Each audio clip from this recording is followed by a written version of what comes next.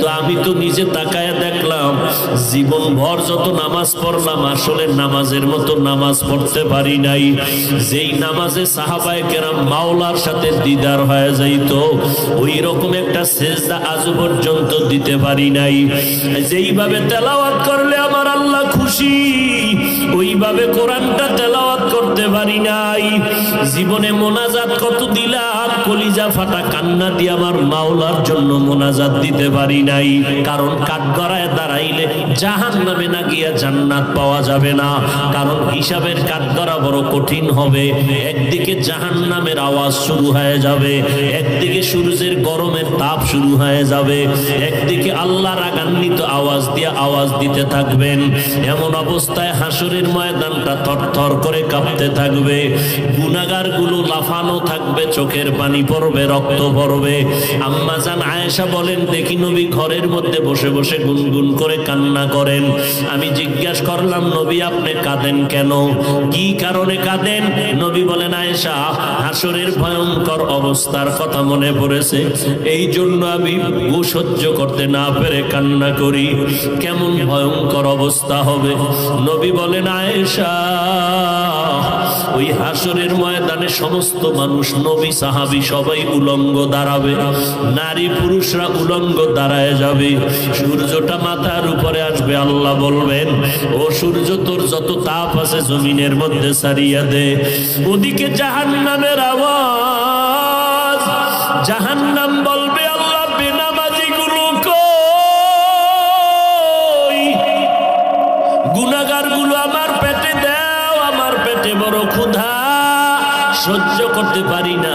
আল্লাহ বলবেন, ও ফেরেশতারা জাহান্নামের গলায় 70,000 শিকল লাগাইয়া পেছনে টেনে ধর, যদি সামনে আগে আমি বিচার শেষ করতে পারবো না।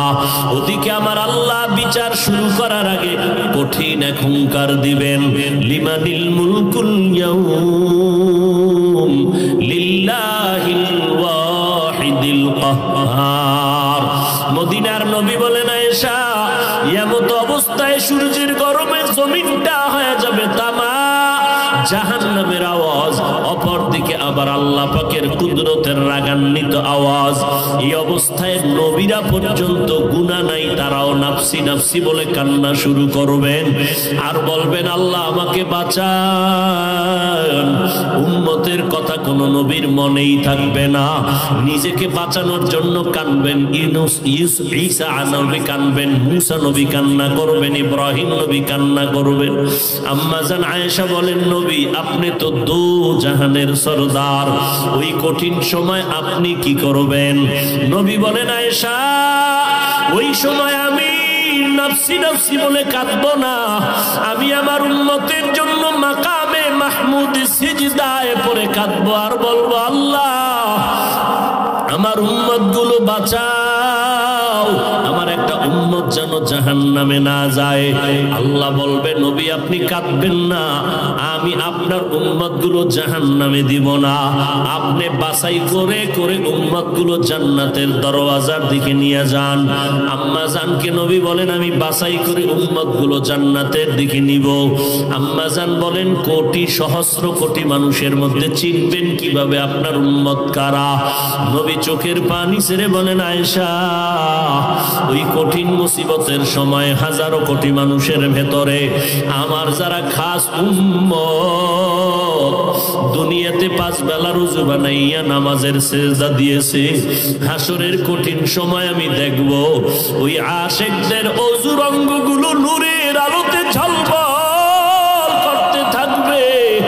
আমি নবী তাদেরকে দেখিয়া দেখিয়া দইরা দইরা জান্নাতের দরজায় নিয়ে যাব। আমি আমার উম্মতের জাহান্নামে রাইখা জান্নাতে ঢুকবো না। এ নবীর উম্মতের দল, যেই নবী উম্মতের জন্য এখনো কান্না করেন, আল্লাহ তোমাদের আমাদের নিয়ামত দান করেছেন, আমরা মানুষ বড় নিয়ামত, মুসলমান হইতে পারলাম বড় নিয়ামত, আরো বড় নিয়ামত আল্লাহ তোমাদের আমাদের আখিরি নবীর উম্মত বানাইছেন। ওই নবীর উম্মত হইয়া যদি শুকর আদায় করতে চাও, আলহামদুলিল্লাহ বললে হবে না, হাঁটতে চলতে সব সময় নবীর সুন্নতের আমল করো, তোই শুকর হবে। ও বান্দা, দাড়িটা লম্বা করো, নামাজ পড়ো, নবীর দরুদ সালাম পড়ো, নবীর তরিকায় জীবনটা চালাও, নবীর তরিকায় ব্যবসা করো, নবীর তরিকায় চাকরি করো, নবীর তরিকায় মা বাবার খেদমত করো, নবীজির মোহাব্বত নিয়ে বান্দা চলো। কিয়ামতের ময়দানে তোমাকে না নিয়ে আমার নবী জান্নাতের দরওয়াজায় যাবে না। কিন্তু এটাও বড় ভয়, আমার নবী আদরের উম্মত গুলো নিয়ে ডাইরেক্ট হাউজে কাউসারের কিনারায় চলে যাবেন। নবী লাইনে দাঁড় করায় করায় উম্মতের কাউসারের পানি পান করাবেন। এমন সুন্দর পানি, একবার পান করলে আর জিন্দেগিতে কোনো পিপাসা লাগবে না। উম্মতেরা লাইনে দাঁড়ায় দাঁড়ায় পানি পান করতে থাকবে, নবী নিজ হাতে দিবেন। হঠাৎ করে দেখবে একটা পর্দা সামনে পড়ে গেল, নবী বলবেন, ফেরেশতা পর্দা দিলা কেন, আমার উম্মত কি শেষ? বলে, না নবী আরো আছে, তবে এরা আপনার আসল আশেক না, এরা আপনি দুনিয়া থেকে বিদায়ের পর আপনার উম্মত দাবি করিয়া আপনার আদর্শ মতো জীবন চালায় না, আপনার সুন্নত গুলো জবাই করেছে, নিজেও নামাজ পড়ে নাই, যারা নামাজ পড়তো তাদেরকেও পছন্দ করে নাই, নিজেও দাড়িটা লম্বা করে নাই, যারা দাড়ি লম্বা করতো তাদেরকেও পছন্দ করে নাই, নিজেও পর্দা করে নাই, যারা পর্দা করতো তাদেরকেও পছন্দ করে নাই, নিজেও হালাল খায় নাই, যারা হালাল খাইতো তাদেরকেও পছন্দ করে নাই, নিজেও টুপি পরে নাই, পাগড়ি পরে নাই, যারা টুপি পাগড়ি পরতো তাদের বিরুদ্ধাচরণ করত, নিজেও কখনো কান্না করে নাই, কান্নাওয়ালাকেও পছন্দ করে নাই, নিজেও দিনের পথে দান করে নাই, যারা দান করত তাদেরকেও পছন্দ করে নাই। আপনার সুন্নত গুলো জবাই করিয়া করিয়া জীবনটা কাটাইছে, টুপির বিরুদ্ধে, নবীর বিরুদ্ধে, দিনের বিরুদ্ধে, নামাজের বিরুদ্ধে সমালোচনা করেছে, কোরআন পড়ে নাই, পড়নেওয়ালাকেও মোহাব্বত করে নাই, উলামায়ে কেরামদের মোহাব্বত করে নাই, বিরোধিতা করেছে। আমার নবী এগুলো শোনা মাত্র নবী হঠাৎ করে রাগান্বিত হইয়া বলবেন, সোহকান সোহক, ও উম্মতেরা তোরা আমার দল থেকে বের হয়ে যা, আমি তোদের নবী না, তোরা আমার একটাও উম্মত না। ওই দিন যদি আল্লাহ না করুন তুমি আমি পড়িয়া যাই, আজকে কত সম্মান, মানুষ আমারে কত সম্মান করে, আমাকে বক্তা বলিয়া কত সম্মান, কত মানুষ সম্মানের জায়গায় বসায় দেয়, কিন্তু আমি তো নিজে তাকায় দেখলাম জীবন ভর যত নামাজ পড়লাম, আসলে নামাজের মতো নামাজ পড়তে পারি নাই। যেই নামাজে সাহাবায়ে কেরাম মাওলার সাথে দিদার হয়ে যাইত, ওই রকম একটা সেজদা আজ পর্যন্ত দিতে পারি নাই। যেইভাবে তেলাওয়াত করলে আমার আল্লাহ খুশি, ওইভাবে কোরআনটা তেলাওয়াত করতে পারি নাই। জীবনে মোনাজাত কত দিলাম, কলিজা ফাটা কান্না দিয়ে আমার মাওলার জন্য মোনাজাত দিতে পারি নাই। দান করছি মানুষকে দেখানোর জন্য, নামাজ পড়ছি মানুষের মারহাবা পাওয়ার জন্য, দান সদকা করেছি মানুষের মোহাব্বত পাওয়ার জন্য, মানুষের সামনে বক্তা হয়ে বয়ান করছি, নিজে আমল করি নাই। আল্লাহ সেদিন ডাকবে, আয় আগুনের কেচি দ্বারা তোর জিহ্বাটা কেটে দেই। ওই দিন আমার উপায় কি হবে? সাহাবায়ে কেরামের এত ইলম, এত আমল, সাহাবায়ে কেরামের এত তাকওয়া, এত ইখলাস, এরপরেও যদি তারা জীবন ভর কান্না করতে থাকে, ও আল্লাহর বান্দারা, নিজের বড় মনে করার কি পুঁজি তোমার কাছে আছে? তুমি যত বড় মুফতি দাবি করো, তোমার মুফতিগিরির দাম আমার আল্লাহর কাছে নাই। তুমি আমি যত বড় মাওলানা দাবি করি, মাওলার কাছে মাওলানা হইতে পারলে তো কাজ, মাওলানা তো বড় হইলাম মানুষের দরবারে, আল্লাহর দরবারে হতে পারি নাই। অহংকার করিয়া করিয়া নিজের জীবনটা বরবাদ করে দিলাম। সাহাবায়ে কেরাম এত সুন্দর ইখলাস আমল নিয়েও কান্না করলে তোমার আমার কি পরিমাণ কান্না দরকার? বান্দার আজকে নিজের চোখেও পানি নাই, কান্নাওয়ালার সাথে কোনো মোহাব্বত নাই, বরং কান্নার বিরুদ্ধে বিভিন্ন ভাবে তুমি প্রপাগান্ডা ছড়াও।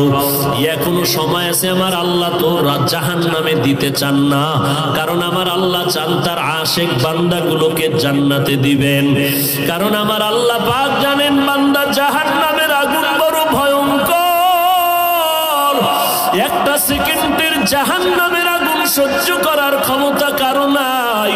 ও আল্লাহর বান্দারা, গুনার কাজ ওই পরিমাণ করি ওরে যুবক, গুনার শাস্তি জাহান্নামে যেই পরিমাণ সহ্য করতে পারবি ওই পরিমাণ গুনাহ নিয়ে কবরে যাবি। ও যুবকেরা, এখনো আর কত বাহাদুরি করবা? এই জীবনে কত যুবকের লাশ কবরে রাখলাম, এই জীবনে কত যুবকের জানাজা পড়াইলাম, এমন একটা দিন নেই যুবকের লাশের খবর নাই। কত মা কান্না করে আমার সন্তান নাই, কে আমারে মা বলে ডাকবে? কত বাবায় কান্না করে, কে আমার খোঁজ খবর নিবে? ও আল্লাহর বান্দারা, স্কুলে পড়ো, কলেজে পড়ো, বাধা নাই, নবীর তরিকা মানো, পাঁচ বেলার নামাজ পড়ো, মা বাবার দোয়া নিয়ে চলো, ওলামায়ে আহলে হকের পরামর্শ নিয়ে আমল করো, মোনাজাত দিয়া মাওলার কাছে একটু কান্না করো। যদি মনে করো চোখে পানি আসে না, তোমার উপরে আমার আল্লাহ বেজার, গুনার কারণে তোমার দিলটা বড় পাথর। ওরে থানায় আসামিকে পিটাইলেও যদি আসামি কান্না করে, ওরে ছাত্র ওস্তাদের শাস্তির ভয়ে যদি কান্না করতে পারে, ওরে সন্তান যদি মা বাবার শাস্তির ভয়ে কান্না করতে পারে, আমার মাওলার আযাবের ভয় কি এত কম? ওই আল্লাহর আযাবকে যদি ভয় করো, কেন কান্না আসবে না রে বাবা? তোমার কপাল বড় খারাপ, ডানে বামে যদি কোনো কান্নাওয়ালা কাউকে পাও, হাতটা বাড়াইয়া দোয়া নিতে থাকো, আর মা বাবার থেকে দোয়া নাও, চোখের পানি তোমার চলে আসবে। ভোর রাত্রে আমার মাওলাকে একটু মহব্বতে ডাক দিও, দেখবা চোখের পানি আসা শুরু হয়ে যাবে। নিজের হিসাব মিলাও, অন্যের হিসাব মিলায়া লাভ হবে না রে বাবা। যেদিন মরণ আসবে, কে বক্তা, কে শ্রোতা, কে ডাক্তার, কে মুফতি, কোনো ভেদাভেদ নাই।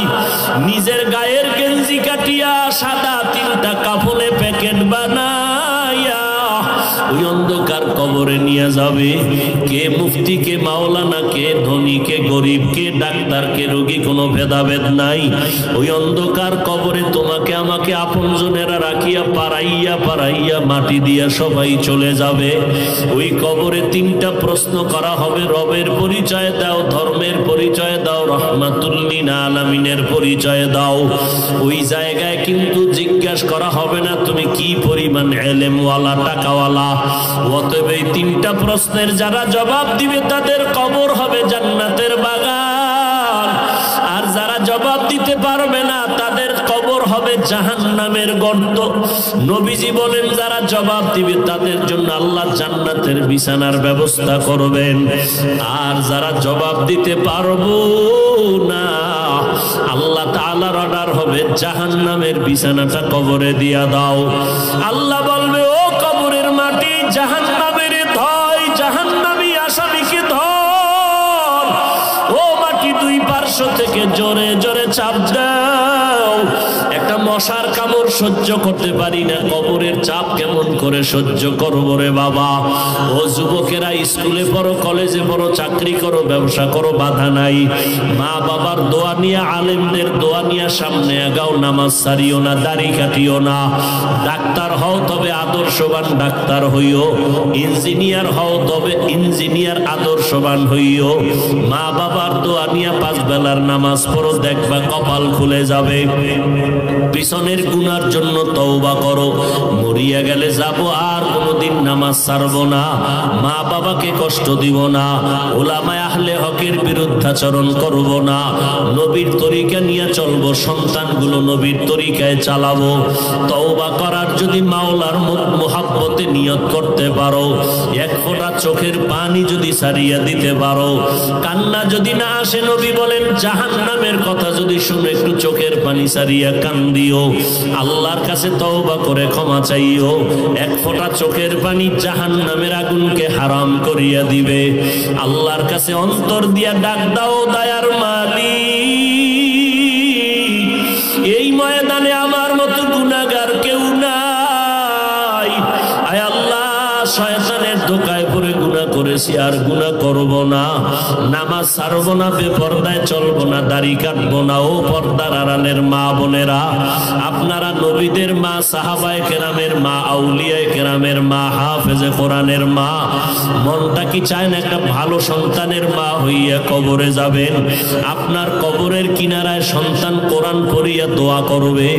ও আম্মা জান, ঘরে থাকেন, নামাজ পড়েন, স্বামীর খেদমত করেন, সন্তানগুলো দিনদার বানান, সন্তানগুলোকে কোরআনের আদর্শ দিয়া নবীর মোহাব্বতে তৈরি করে যান। দুনিয়াও ধন্য হবে, আপনার আখিরাতের জিন্দেগিও ধন্য হবে। আল্লাহ আমাদের খাঁটি গোলাম হইয়া নবীর তরিকায় চলার তৌফিক দান করেন। আমিন।